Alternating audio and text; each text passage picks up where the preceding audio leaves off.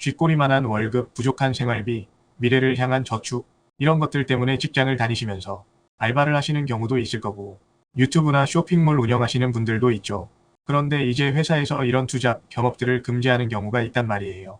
그렇다고 회사에 비밀로 하고 투잡을 하려다 보니 소득을 신고할 때 회사에 알려질까봐 무섭죠. 오늘 알아볼 세금 지식은 회사 몰래 부업하는 방법입니다.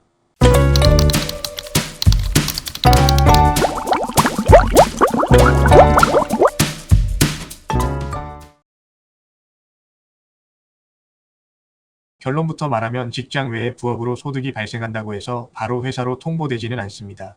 물론 소득에 따라 회사도 짐작할 수 있는 방법이 있긴 한데 또 이게 확실한 증거는 아니거든요. 자, 그럼 이제 여러분이 걱정하실 만한 것들을 하나씩 짚어보죠. 건강보험공단에서는 여러분이 부업으로 소득이 있다고 해서 회사에 알리지는 않습니다. 그런데 이제 소득이 2천만 원을 초과하게 되면 얘기가 달라진단 말이에요. 소득이 2천만 원을 초과하게 되면 연말정산을 할 때 정산된 보험료랑 납부한 보험료가 서로 다르니까 해당 근로자에게 근로소득 이외에 다른 소득이 있는 것을 의심할 수도 있는 거죠. 그런데 이거는 의심일 뿐이고 확실한 물증은 아닌 게 근로자가 어떻게 돈을 버는지는 알 수가 없으니까 부동산 임대료나 주식 배당금, 투자 소득이라고 하면 회사에서도 함부로 이런 소득을 내지 말라고 할 수가 없습니다. 그렇다면 만약 부업이 잘 돼서 직원을 고용하게 된다면 어떻게 될까요? 직원을 고용한다고 해도 회사가 아니라 운영하는 사업장으로 통보가 가기 때문에 걱정하실 필요는 없습니다. 다음은 국민연금입니다.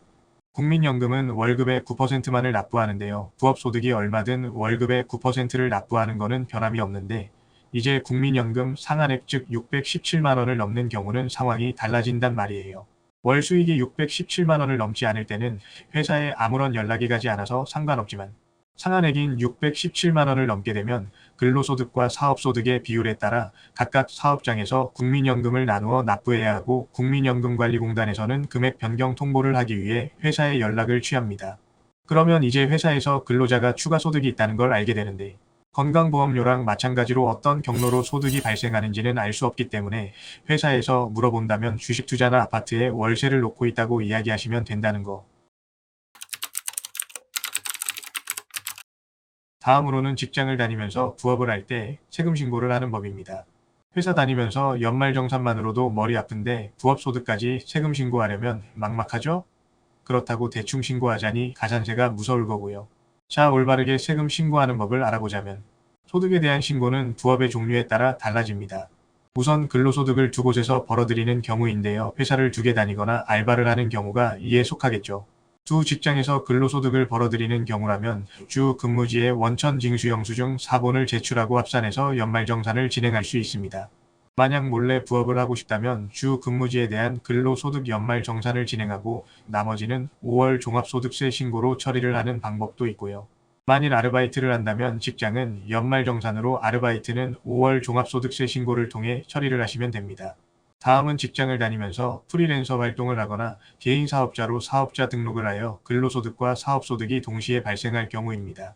직장소득은 직장에서 연말정산을 하고 다음에 5월에 직장소득과 사업소득을 더해서 종합소득세 신고를 하시면 되는데 만약 프리랜서가 아니라 개인 사업자라면 1월, 7월 반기별로 부가가치세 신고도 별도로 진행해야 된다는 점도 직원을 채용할 경우 국민연금, 건강보험에 가입도 해야 되고 직원이 납부하는 세금을 원천세로 대신 납부도 해야 되고 상당히 세금에 대해 할 일이 많죠?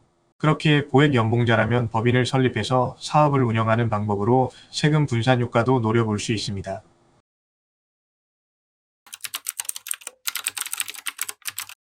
돈을 좀 더 벌고 싶어서 부업을 하시는데 생각보다 할 일들이 많죠? 그래서 부업으로 어느 정도 안정적인 고정 수입이 나온다면 도움을 받을 수 있는 세무사를 알아두는 것이 좋습니다.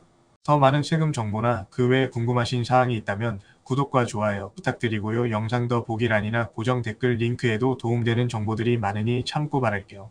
오늘 영상이 직장을 다니면서 시간을 쪼개 부업을 하며 하루하루 성실하게 살아가고 계신 분들께 도움이 되길 바라며 이상 여러분의 세금을 심심찮게 챙겨드리는 절세의 신이었습니다.